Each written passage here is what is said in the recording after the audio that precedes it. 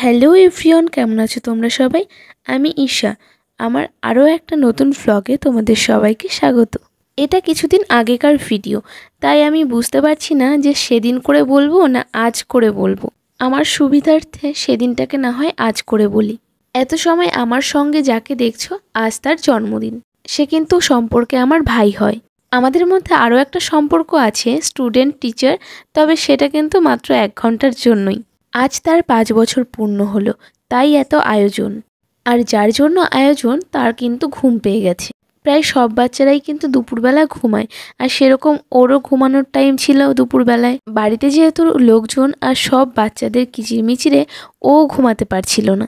আর সবচাইতে বড় কারণটা ছিল ওর জন্য দুপুরবেলা একটা স্পেশাল লাঞ্চ থালি করেছিল কাকি। তো এখন যদি সে না খেয়ে ঘুমিয়ে পড়ে, তবে আর এখন দুপুরে ওর খাওয়াই হবে না, কারণ কখন যে ও ঘুম থেকে উঠবে তার ঠিক নেই। আমি আবার তাই একটু ওকে ঘুম ভাঙানোর চেষ্টা করছিলাম। বাড়িতে সবাই কাজ করছিল, শুধু আমিই কোনো কাজ পাচ্ছিলাম না। তারপর কাকি আমাকে এই মুড়ির ডেচকিটা ধরিয়ে দিয়ে বললো যে সবাইকে মুড়ি দিতে। যাক, অনেক কষ্টে একটা কাজ পেয়েছি। তারপর আমি কাকিকে মজার ছলে বলে ফেলেছিলাম চা করলে কই আমায় তো দিলে না। তারপর আমাকে আবার চা গরম করে আমাকে দিল। যেহেতু ভালোবেসে দিল, তাই গরম ঘাম এগুলোকে কিন্তু আমি খুব একটা গুরুত্ব দিলাম না। তবে ভিডিওটা এখন দেখার পর আমার মনে হচ্ছে আমি পাগলের মতো এই গরমে ঘেমে ঘেমে গরম চা খাচ্ছি। আর ওই ছোট ভাইটার আনন্দের তো কোনো শেষ নেই, শুধু নাচ করেই যাচ্ছে আর দুষ্টামিও করে যাচ্ছে। ভাইয়ের ঘুম পেয়ে যাচ্ছিল, তাই কাকি কিন্তু ঝটপট করে ভাইয়ের জন্য খাবারগুলো সাজিয়ে দিচ্ছিল।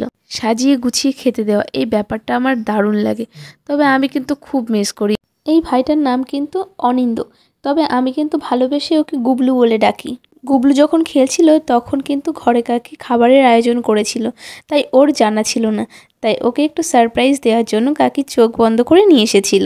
আর ও তো খাবার দেখে এত খুশি হয়ে গেছে, যেটা তোমরা মুখ দেখলেই বুঝতে পারছো।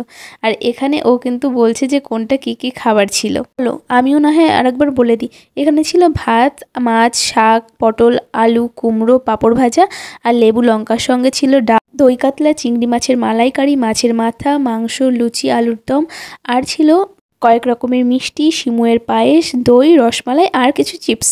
যদিও ও এত কিছু খেতে পারবে না, তবুও সাজিয়ে গুছিয়ে এই খেতে দেওয়া, এটাই মজা।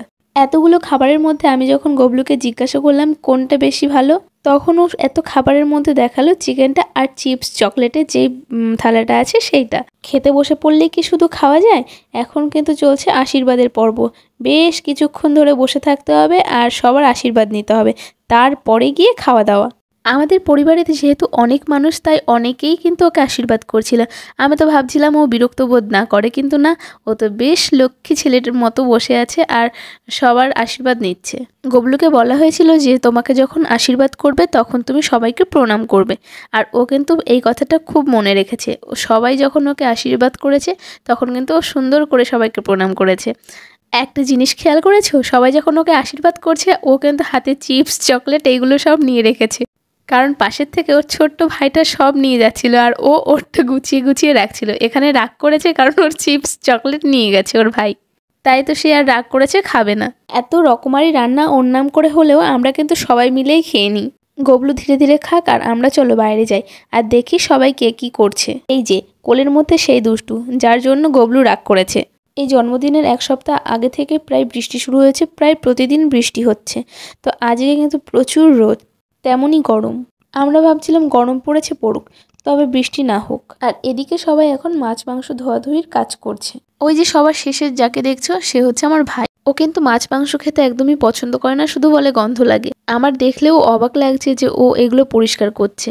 যাই হোক, ভাই সকাল থেকে অনেক কাজ করেছে আর এখন এসে একটু বসেছে। এদিকে কাকু সবাইকে লাড্ডু দিচ্ছিল, আর আমি তো তখন থেকে শুধু মিষ্টি খেয়েই যাচ্ছি। লাড্ডু, সন্দেশ, মিষ্টি, শুধু এই মিষ্টি জিনিসগুলোই আমাকে দিচ্ছে আর আমি মিষ্টিই খাচ্ছি। আজ আমার ভিডিওতে আমার থেকে আমার পরিবারের লোকজনকে বেশি দেখতে পারবে, কারণ তাদের কাজকর্মই আমি ক্যাপচার করেছি। আমি তো কোনো কাজ করছিলাম না, তাই আমাকে খুব একটা দেখা যাবে না। এখানে আমি বলছিলাম প্রত্যেকটা অনুষ্ঠান বাড়ি এরকম কিন্তু একটা বাচ্চাদের গোল মিটিং বসে, যেখানে সব বাচ্চারা একসঙ্গে জড়ো হয়ে কত রকমের আলোচনা করে।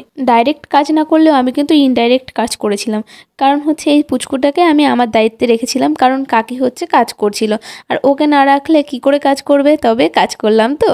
এদিকে সবজির মধ্যে কুমড়ো কাটা হয়েছিল, সেই কুমড়োর বীজগুলো ধরে ধরে ও খাচ্ছিল আর আমি ওর মুখের থেকে ফেলছিলাম। এদিকে রান্না হচ্ছে আর রান্না করছে আমার পরিবারের লোকজন। এখানে একজন বাইরের বলতে গ্রামেরই রাঁধুনি ছিল আর সঙ্গে ছিল আমার পরিবারের লোকজন, যারা কিন্তু ওনাকে হেল্প করছিল। একসঙ্গে সবাই একজোট হয়ে কাজ করা, এটা কিন্তু আলাদাই একটা মজার ব্যাপার, যেটা কিন্তু এখন আর দেখা যায় না, সবটাই বাইরের লোক দিয়ে করানো হয়। এতক্ষণ আমি অনুষ্ঠান বাড়ি ঘুরে বেড়াচ্ছিলাম, দুপায়ে দুটো চটি পরে, একটা মায়ের একটা আমার। মা ডেকে বলাই আবার আমি চটিটা পাল্টাতে আসলাম। আমাকে একটা ঠাম্মা এসে বলছে কবে খাবো আসল খাবার। আমি বললাম আজকে কি নকল খাবার রান্না হচ্ছে নাকি।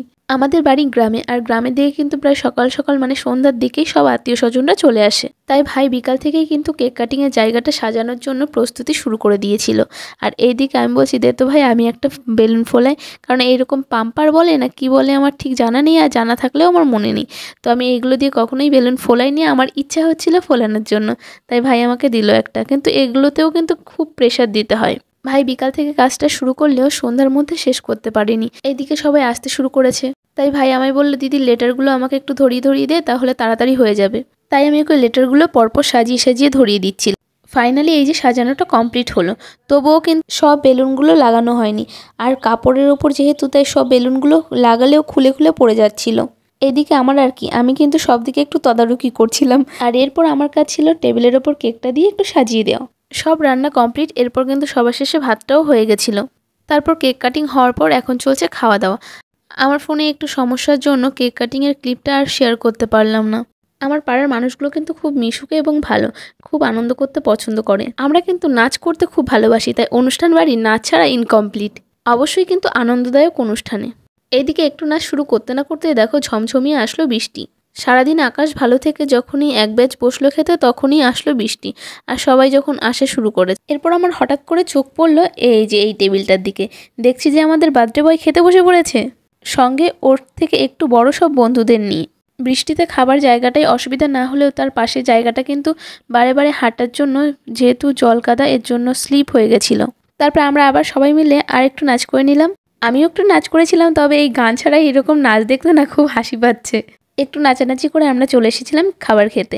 এদিকে ছিল মা, কাকি, আর এদিকে ছিলাম আমি আর একটা কাকি। আজকের দিনটা বেশ মজা করেই কেটে গেল। তো আজকের ভিডিওটা এই পর্যন্ত, বাই।